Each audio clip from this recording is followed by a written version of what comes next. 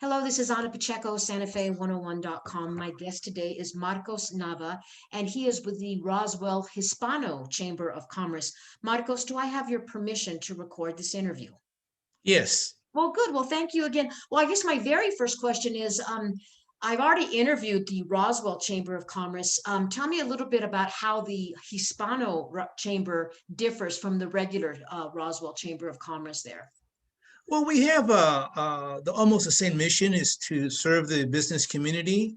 But the one difference that we could say that from the Roswell Chamber of Commerce to the Hispano is that we are probably subject matter experts in the Hispanic community. So we know the Hispanic community very well. This Roswell is about 67% Hispanic. And if you really want to reach the Hispanic community, and then we are the chamber to come to. So I would say that that's probably the main difference between the two of us. And how many members do you have? We currently have about 150 members, which is a good show for us. The chamber has been around since 1987, and it has had better years than others, but right now we are in a rebuilding stages. So about 150 members. Okay, good. And I didn't realize that Roswell is 67% Hispanic. Yes. Because a lot of this, a lot of the towns in southern New Mexico tend to not be heavily Hispanic, populated with a lot of Hispanics. So tell me, what type of businesses are your members? Like, who are some of the members? We have small businesses that make up our membership base. We have meat markets. We have small mom and pop shops. We have a lot of restaurants, many food trucks, individual people that have small businesses, small stores, toy stores, toys that deal directly with the community, selling small things to them. And we have a couple of the larger business also that are members of our chamber. We have Excel, we have the gas company, we have the university, we have the school district, which are major employers here in the city. And do a lot of these members, are they like dual members? They're members of the Hispano chamber, but they're members also of the regular chamber. Do you have that? Is there a lot of duality in that sense? You know, I think the major ones, the big ones, like the ones I mentioned, Excel and the gas company and school districts, and some of our larger ones are pretty much dual membership. But we have some that just prefer to deal with us because of the language, because of the people that we have. Myself, fully Spanish speaking. Board members that are all bilingual, bicultural. So we have some of those people that just want to deal with us. And are there ever times where the two chambers work together on different projects? Many times, especially since I've been here, which is approximately about 2.5 years now. We've worked on a couple of projects together. We worked together in an event that we call the Cinco de Mayo festival, where we compromise, we put together our resources, our staff, our volunteers. So we do that.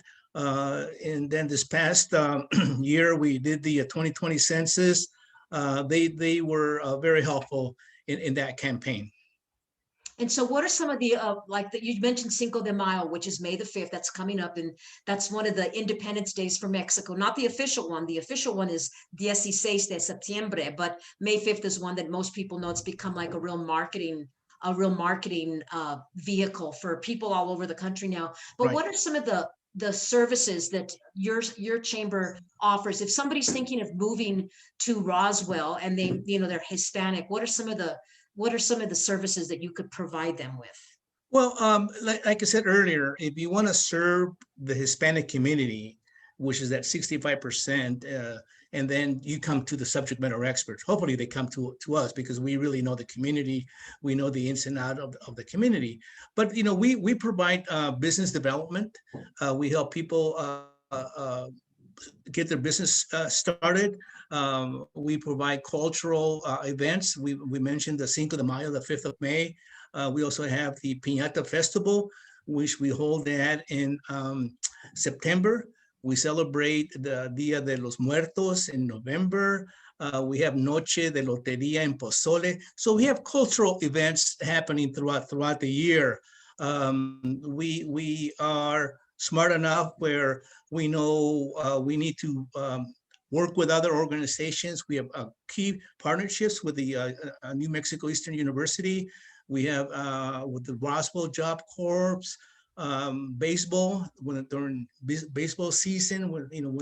Not this past year because of the pandemic, but we have a Noche de Roswell Hispano Chamber for baseball. So we do a lot of cultural events. We also celebrate the Student of the Month at the 2 local high schools that we have here. We honor a student that the high school identifies that has done well, and just give them some proper recognition. We bring them into the board meetings and have them talk to our board people, and they can tell us what it is that they want to do in their lives, and we encourage them to do so. And here, it just want to make sure that people know that, Ana, that, yeah, we are Hispano Chamber of Commerce, but we just don't focus on Hispano. We cross-cultural, and we reach the other side of the community also. So many of our students that we honored during this school year are non-Hispanics also. And then I've driven through Roswell. I've never spent time there. Are there Spanish language radio stations? Is there a Spanish media in Roswell? There are Spanish radio. We have Radio Amigo, which is an excellent radio station that we have here.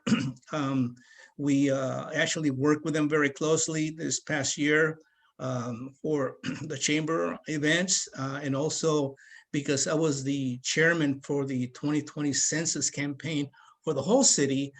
We reached out to the radio that station, and they do very well with the Radio Amigo. And then, so, here in Santa Fe, we used to, it's been probably more than 20 years now that Hispanics are no longer in the majority. In Roswell, are the Hispanics that you have in Roswell, are they longtime residents, or are you seeing an influx of people moving from Mexico? Or where are these Hispanics coming from? Or is it kind of like old Spanish families that have been there for centuries, for decades? I think you hit it on the nail here, on the head. There are many Hispanics here in Roswell that go back many generations. When I was doing the census, I used to ask one of those questions: what are your heritage and your ethnicity? And many of them would say, well, we're from Spain. My relatives come from Spain. And so many people that I found that would answer that way. And also a lot of Mexicanos, and the Mexicanos that we have here from Mexico are mainly from the north, from the state of Chihuahua. A lot of people from Chihuahua live here in Roswell.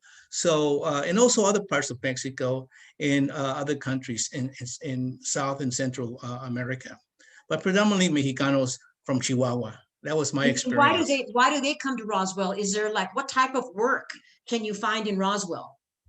Well, it's just like the thing with a lot of immigrants, they might have a family here, so they come to be with that family.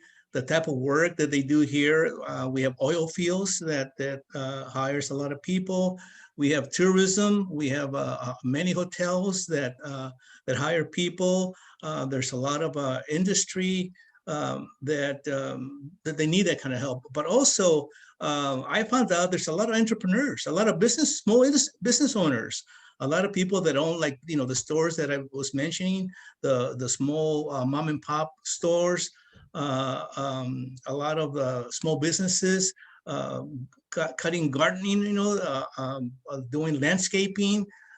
So a lot of people that work in construction, self-employed, to do lay granite in your home. So we have all kinds of work opportunities here in Roswell. And how do you market yourself? How do like a lot of these small businesses, say people they're coming from Chihuahua or something. How do they find out about you? How do you market your chamber to these, these smaller companies and things? How do they know about you? Well, we have the radio opportunities that we have periodically. We go on the radio and we talk about the Cinco de Mayo, the Piñata Festival, Dia de los Muertos, Noche de Lotería con Pozole. So we talk about those events. So and we always promote the chamber, and we also have a Facebook. I mean, it's 2021 and social media. So Facebook, it's a way that we promote our chamber, word of mouth. A lot of times we have people events that we partner with, other events that are going on in the city that we don't actually are responsible for, but we support. So people see us on our burgundy shirts, Roswell Hispano Chamber of Commerce. So we're active in the community also. And then when you have these events like the Loteria with Pasoli, what is that one exactly? What is you play the lottery, or what does that one mean? Oh, you know what Loteria is. If I could just show you this picture here, maybe you can see it. I don't know if you can see it. See this little frame. Right. We have a couple of ladies that are actually they're board members, but this is a Noche de Lotería con Pozole. Is we bring people. It's a little fundraiser. We don't charge a lot, $25 a person. We pay Loteria, which is the Mexican bingo. And then we have a nice pozole. Okay, so the Mexican all the bingo, pozole that you can eat. When you said loteria, I was thinking the lottery. I didn't know it was called Mexican bingo. And then the piñata event. What is the piñata event? The piñata event is in September. It's been one of the signature events for the Roswell Hispano Chamber of Commerce. It's always close to Mexican independence, like you said, the 16 de septiembre, the 15 de septiembre. And we have food vendors. We do it on a Friday, Saturday. We have music, a concert at no cost to the people. We bring in local talent.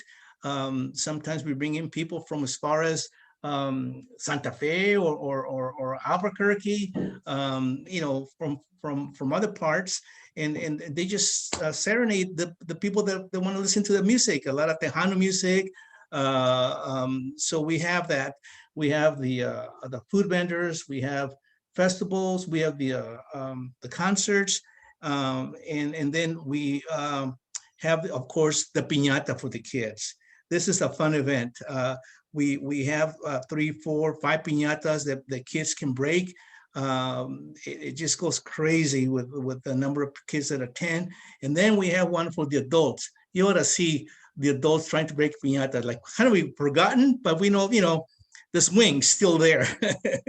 And then, so these events, these special events that you hold throughout the year, that's just another form of marketing. It's just basically to reach out to the community, let them know that you're providing this kind of fun event for them, but it's a form of marketing so that they'll hopefully join the chamber. Is that correct? That is correct. And then in terms of, do you provide, like a lot of these, these people that are coming from Chihuahua or Central or South America, do you provide any type of, or do you at least lead them in the direction for like job training or like for helping them with language skills? Because although you are the Hispano chamber, we all know that we have to be able to converse in both English and in Spanish. So what are some of the services that you can provide to some of these Spanish speaking members of your chamber? Yes, as I mentioned earlier, our main priority is to help them with the business development and have their business grow and market their business. I forgot to mention, we also have a monthly tardeadas, which is our networking opportunities, where we bring in the members and they converse with each other and they just network amongst themselves. So we do that events in the hopes of just growing people. And if anyone needs help with any kind of problems with XYZ problems, if we can help, we will help. We might lead them in the right direction. We don't charge any extra for that, but we do provide assistance as much as we can. The one area that I want to really make a difference as the executive director of the Hispano Chamber of Commerce is we want to help people do get involved in school in the educational sector. So many times we will talk to people in our networking opportunities, in our workshops, events that we have. We always spend a little bit of time about education and making sure that they know that if they need help with interacting with the school district, which we have excellent relationships with, that we would help. And we're working on a couple of projects that we will get involved with the schools to make sure that the dropout rate, goes down, because we could always, as Hispanics, we could always do better in that area. Okay, now I know that I've already interviewed the Albuquerque Hispano Chamber. I know that Las Cruces has an Las Cruces has a Hispano Chamber, and Santa Fe used to, I'm not sure if they still do, but do you network with any of the other Hispano chambers throughout the state? We belong to the United States Hispanic Chamber of Commerce. So we would network with many other Hispano Chamber of Commerce across the country.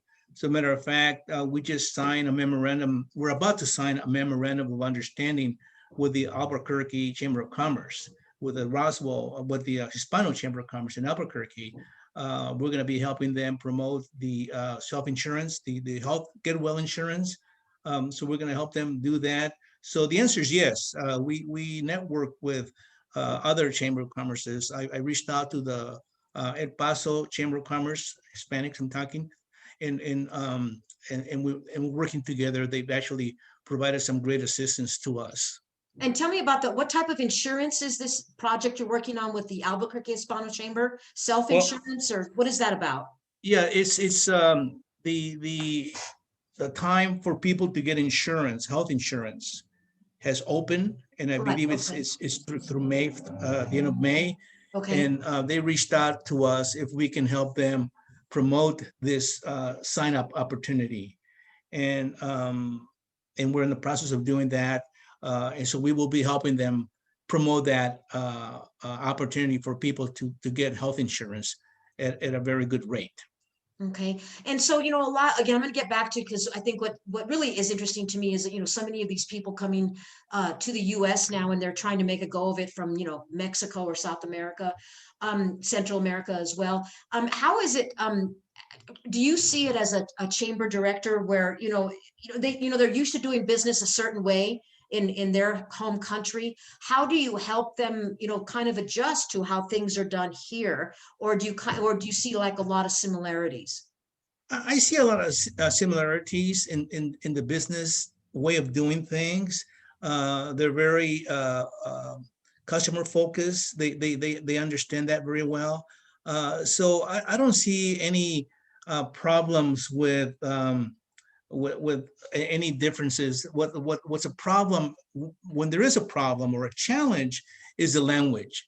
Some are only Spanish speaking, so they need help. And some people that are new and really don't have many people, any relatives or any people that they know in the community, they just might need a little bit of direction. But they're self-sufficient. They're smart, they're hardworking, and they want to get ahead. And all they need is a little direction, un poquito de ayuda, and they will do it. And are there English as a second language programs in Roswell that people can take, or do you? Yes, there's a very good ESL classes at the university. Dr. Powell is a good friend of mine. He's very involved in the community, and he's got a very good ESL classes at the university. And as a matter of fact, I went to speak to that class.